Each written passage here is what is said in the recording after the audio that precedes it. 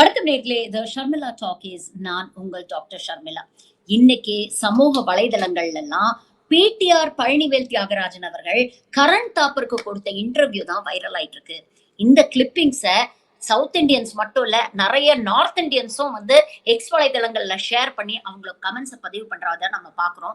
நேத்து நைட்டு யூடியூப்ல இந்த இன்டர்வியூ வெளியானது. வயர் யூடியூப் சேனல்ல வந்து இது வெளியாச்சு.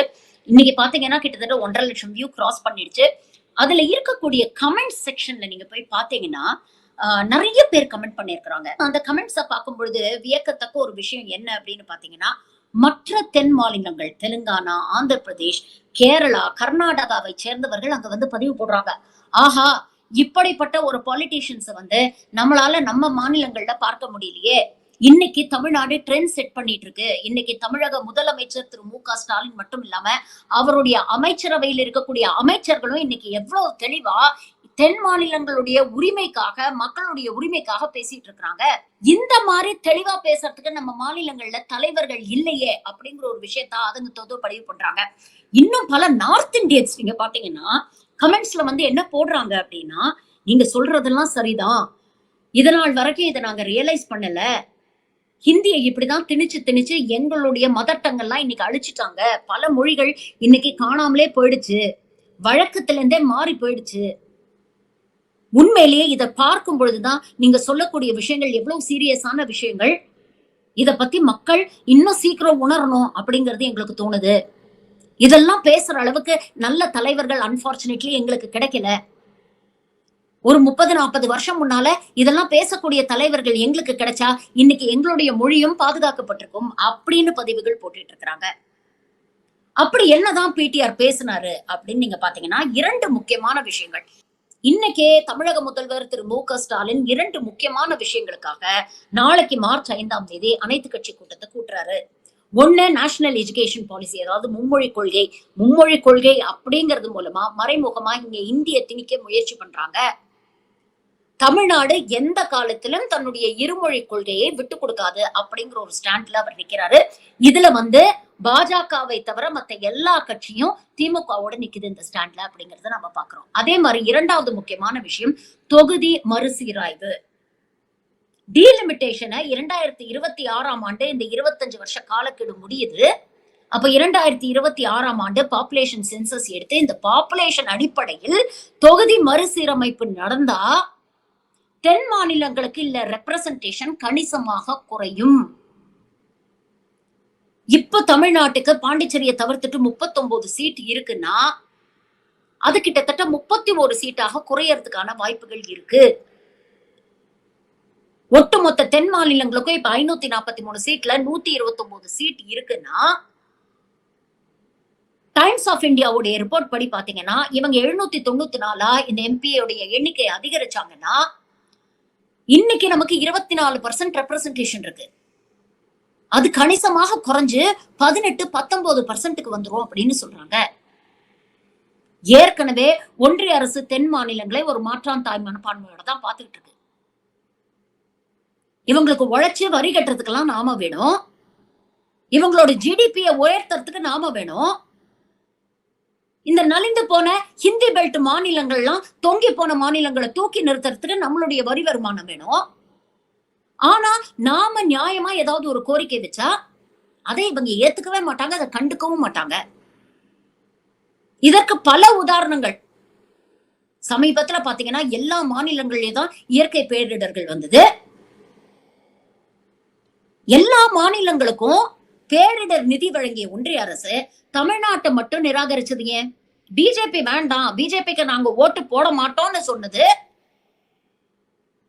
ஒரு பெரிய குத்தமா? அதுக்காக தமிழ்நாட்டுல இருக்கிற மக்களை பழி வாங்குவீங்களா? இப்படி எத்தனையோ விஷயங்கள். இப்ப சமீபத்துல பாத்தீங்கன்னா ஒருங்கிணைந்த பள்ளி கல்வி திட்டத்தின் கீழ் 2152 கோடி நமக்கு வரணும். ஆனா இந்த சங்கி கூட்டம் என்ன பண்ணுது? தேசிய கல்விக் கொள்கையும் மும்மொழி கொள்கையும் நீங்க ஏத்துக்கங்க, அதை ஏத்துக்கிட்டா தான் இந்த நிதியை உங்களுக்கு விடுவிப்போம் அப்படின்னு சொல்றாங்க. இந்த 2 முக்கியமான விஷயங்கள், அதாவது நேஷனல் எஜுகேஷன் பாலிசி, மும்மொழி கொள்கை அப்படிங்கிற பேர்ல ஹிந்தி திணிப்பு, 2வது தொகுதி மறுசீரமைப்பு, இந்த 2 விஷயங்களை பத்தி இந்த நேர்காணல்ல கரண் தாப்பர் பிடிஆர் கிட்ட கேள்வி கேட்கிறார். வழக்கமா கரண் தாப்பருடைய இன்டர்வியூஸ்ல பாத்தீங்கன்னா கரண் தாப்பருடைய கைதான் மேலோங்கி இருக்கும். ஏன்னா அவ்வளோ ஷ்ரூட் பர்சன். அவர் இவ்வளவு வருஷமா ஒரு சீனியர் ஜேர்னலிஸ்ட். எவ்வளவு முக்கியமான நோபல் லாரியட்ஸ் எல்லாம் வந்து அவர் இன்டர்வியூ பண்ணியிருக்கிறாரு. யாருக்கிட்ட எப்படி போட்டு எப்படி பதில வாங்கணும் அப்படிங்கறதுலாம் அவருக்கு தெளிவா தெரியும். ஆனா இந்த இன்டர்வியூல பாத்தீங்கன்னா பல நேரங்கள்ல கரண் தாப்பரே வாய் அடைச்சு போயிட்டாரு. எப்படி எல்லாமோ கேள்வி கேட்டு பாக்குறாரு. ஆனா நீ எப்படி வேணா பந்த போடு, நான் சிக்ஸர் அடிப்பேன் அப்படின்னு பிடிஆர் மனசுல பட்டதை தெளிவா பேசுறாரு. சில நேரங்கள்ல கரண் தாப்பருக்கு அதுக்கு பதில் சொல்ல முடியல, வாயடைச்சு போறாரு. உண்மையிலேயே அந்த பேட்டியை பாத்தீங்கன்னா உங்களுக்கு தெரியும். அவ்வளவு ஸ்ட்ராங்கா தமிழ்நாட்டோட மெசேஜை வந்து கொண்டு வந்து ஒரு நேஷனல் போரம்ல அவர் வச்சிருக்காரு அப்படின்னு தான் நம்ம சொல்லணும். அவர் கேட்கிறாரு கரண் தாப்பர், ஏன் மும்மொழி கொள்கையை நீங்க ஏத்துக்க மாட்டேங்கிறீங்க? ஒட்டுமொத்த இந்தியாவும் ஏத்துக்குதே, தமிழ்நாட்டுக்கு இதுல என்ன பிரச்சனை அப்படின்னு கேட்டதுக்கு ஆரம்பத்துல இருந்து வர்றாரு பிடிஆர். இத வந்து நீங்க ஆரம்பத்துல இருந்து எங்க பாரம்பரியத்துல இருந்து நீங்க இதை புரிஞ்சுக்கணும். எஜுகேஷன் அப்படிங்கிறது எங்களுக்கு ரொம்ப சென்சிட்டிவான, எங்களுக்கு ரொம்ப சென்ட்ரலான ஒரு விஷயம். எங்க மனதிற்கு மிகவும் நெருக்கமான ஒரு விஷயம். ஏன்னா கல்வி மூலமா தான் இங்க சோசியல் ஜஸ்டிஸ், சோசியல் ஈக்குவாலிட்டி, இன்க்ளூஷனை கொண்டு வர முடியும். சமூக நீதிக்கு முக்கியமான ஒரு படிக்கட்டா இருக்கக்கூடியது கல்விதான். இங்க எல்லோரும் கல்வி பெற வேண்டும் அப்படிங்கிற விஷயத்த 100 வருஷம் முன்னால ஜஸ்டிஸ் பார்ட்டி இருக்கும் போதே நாங்க தீர்மானிச்சிட்டோம். Elementary education for all boys and girls அப்படிங்கறத கம்பல்சரி ஆக்குனது ஜஸ்டிஸ் பார்ட்டி. அன்னைக்கு தொடங்கி இருபெரும் திராவிட கட்சிகள் இருக்கிற வரைக்கும் எல்லாருமே இந்த எஜுகேஷன்ல பொறுத்த வரைக்கும் எந்த விதமான காம்ப்ரமைஸும் பண்ணது கிடையாது. அப்படிப்பட்ட பாரம்பரியத்தில், அப்படிப்பட்ட கொள்கை பிடிப்பில் வந்தது தமிழ்நாடு. இதுல பல நேரங்கள்ல ஒன்றிய அரசு தேசிய கல்விக் கொள்கை அப்படின்னு பல நேரங்கள்ல எங்க மேல திணிக்க முயற்சி பண்ணியிருக்காங்க. அப்படி ஒவ்வொரு முறையும் எங்கள் மீது திணிக்க முயற்சிக்கும் போது இங்க போராட்டம் வெடிச்சிருக்கு. 1930கள்ல எவ்வளவு பேர் இறந்து போனாங்க, 1960கள்ல எவ்வளவு பேர் வந்து உயிர் தியாகம் பண்ணாங்க. இன்னைக்கும் மொழிப்போர் தியாகிகளை நாங்க கொண்டாடிட்டு இருக்கோம். அதுதான் எங்களுக்கு எங்கள் மொழி மீது இருக்கக்கூடிய அன்பு, பற்று. இந்த கண்ணோட்டத்திலிருந்து நீங்க எங்களுடைய இருமொழி கொள்கையை பாத்தீங்கன்னா தான் உங்களுக்கு உண்மை புரியும் அப்படிங்கிற விஷயத்த சொல்லிட்டு அவர் சொல்றாரு, கிட்டத்தட்ட 70 ஆண்டுகளா இருமொழி கொள்கையை தான் தமிழ்நாடு பின்பற்றிட்டு வருது. இது மூலமாக ஸ்பெக்டாகுலர் ரிசல்ட்ஸை இன்னைக்கு நாம காமிச்சிட்டு இருக்கோம்.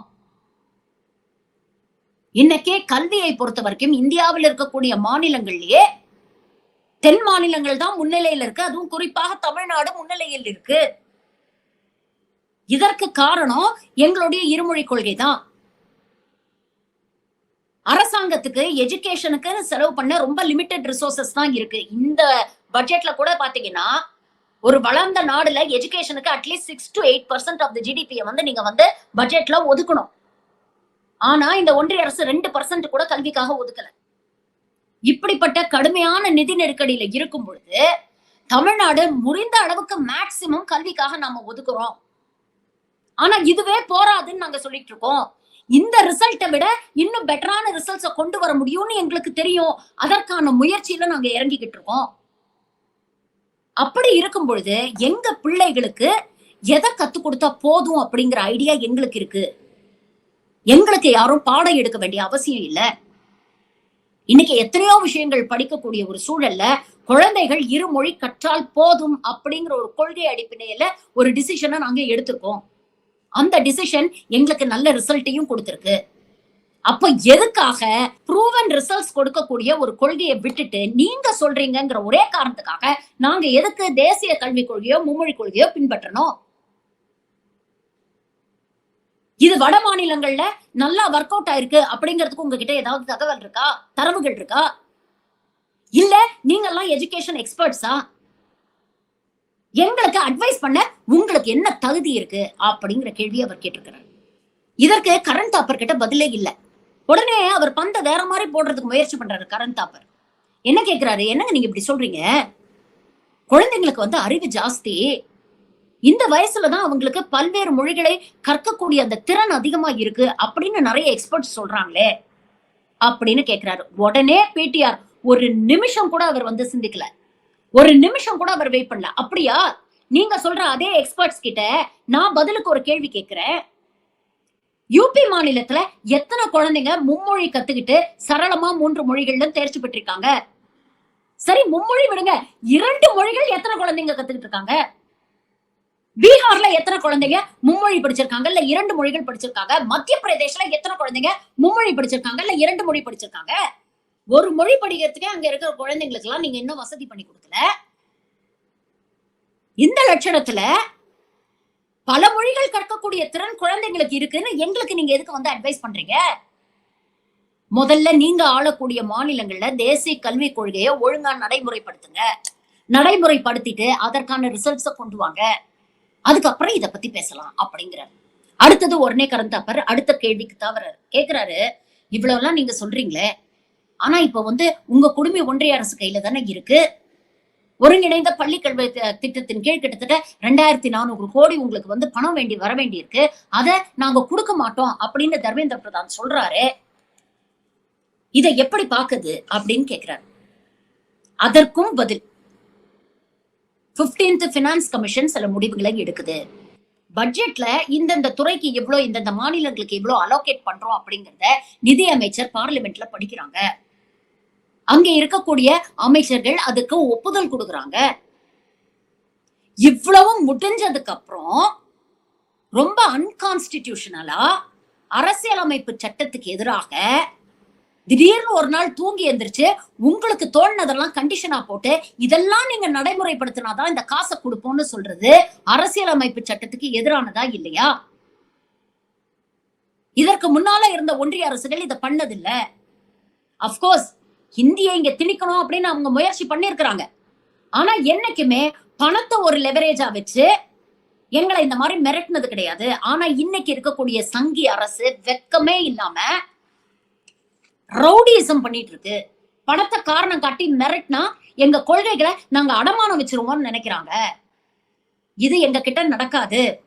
இன்னும் ஒரு படி மேல போய் நான் சொல்லணும்னா, எப்படி ஆளுநருக்கு எதிராக தமிழ்நாடு அரசு கோர்ட்டுக்கு போச்சோ அதே மாதிரி தர்மேந்திர பிரதானுக்கு எதிராக சட்டத்துக்கு விரோதமாக, அரசியலமைப்பு சட்டத்துக்கு விரோதமாக எங்களை மிரட்டுறாரு, எங்களுக்கு நியாயமா கிடைக்க வேண்டிய நிதியை மறுக்கிறாரு அப்படின்னு தமிழ்நாடு அரசு கோர்ட்டுக்கு போனோம். இது என்னுடைய பர்சனல் ஒப்பீனியன். இது நான் மக்கள் முன்னாலேயும் சொல்லிட்டேன், அமைச்சர்கள் முன்னாலே, எங்க அரசாங்கத்து முன்னாலேயும் சொல்லிட்டேன் அப்படிங்கிற ஒரு விஷயத்த பதிவு பண்றாரு. உடனே கரண் தாப்பர் சங்கிகளுக்கு ஆதரவா பேசுறதா நினைச்சுக்கிட்டு கேக்குறாரு, நீங்க இப்படி சொல்றீங்களே, ஆனா 2400 கோடிங்கிறது பெரிய அமௌண்ட் இல்லையா? இப்போ உங்களுடைய பிடிவாதத்தினால இந்த அமௌண்ட் வராம போயிட்டா இது உங்க பள்ளி கல்வித்துறையுடைய உங்கள் பிள்ளைகளை தானே பாதிக்கும். லெபார்டரிஸ்க்கு பணம் இருக்காது, ஆசிரியர் ட்ரைனிங்க்கு பணம் இருக்காது, இன்ஃப்ராஸ்ட்ரக்சருக்கு பணம் இருக்காது, டெக்ஸ்ட் புக்ஸ்க்கு பணம் இருக்காது.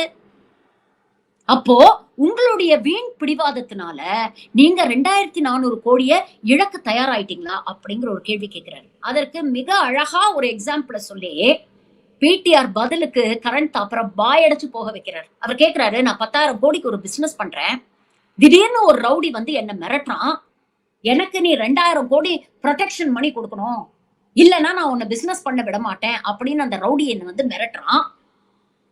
இந்த ரவுடி செய்யக்கூடியது சட்டவிரோதமான ஒரு செயல். அப்ப நியாயமா பத்திரிகையாளர்கள் அந்த ரவுடியை தானே கேள்வி கேட்கணும். மாறாக என்கிட்ட வந்து போனா போகுதுப்பா, அவங்க கேட்கிற அந்த ப்ரொடெக்ஷன் மணியை கொடுத்துரு, உன் பிசினஸ் நீ பண்ணலாம்ல அப்படின்னு என்கிட்ட வந்து சமரசம் பேசுறது எந்த விதத்துல நியாயம்? இப்ப நீங்க கேட்ட கேள்வி அந்த மாதிரி தான் இருக்கு. 2400 கோடிக்காக என்னுடைய கொள்கைகளை அடமானம் வைக்க சொல்றீங்க. ஆனா எங்களுடைய கொள்கைகள், எங்களுடைய மொழிப்பற்று, எங்களுடைய மாநில உரிமைகளுக்கு எவ்வளவு 1000 கோடி கொடுத்தாலும் பத்தாது.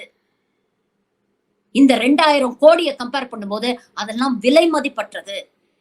அதை என்னைக்கும் யாருக்காகவும் நாங்க அடமானம் வைக்க மாட்டோம் அப்படிங்கிற ஒரு விஷயத்த சொல்றேன். அதற்கு மேல அந்த டாபிக்ல கரண் தாப்பரால பேசவே முடியல. அடுத்தது டீலிமிட்டேஷனை பத்தி பேசுறாரு. தேவையில்லாம சிஎம் ஸ்டாலின் மக்களிடையே ஒரு பீதியை ஏற்படுத்துறாரு அப்படின்னு அமித்ஷா பேசுறாரு.